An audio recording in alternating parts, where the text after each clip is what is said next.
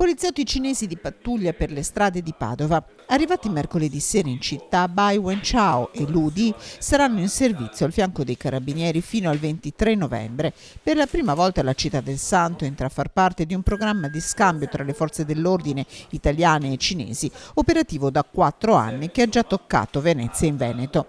Operazioni di prossimità, quelle loro affidate, spiega il comandante provinciale dei carabinieri. Saranno orientati soprattutto nel centro cittadino perché lo scopo è quello di essere vicini ai possibili turisti, cinesi, visto che Padova è una città sicuramente dalla forte attrattiva. Ne approfitteremo da questo punto di vista perché già c'è un ottimo rapporto con la comunità cinese su Padova che supera le 8.000 unità circa e approfitteremo, dicevo, di questa presenza per stringere ancora di più i rapporti. I due agenti arrivano dalla città di Chongqing, 30 milioni di abitanti, e di Shanghai, 25 milioni di abitanti.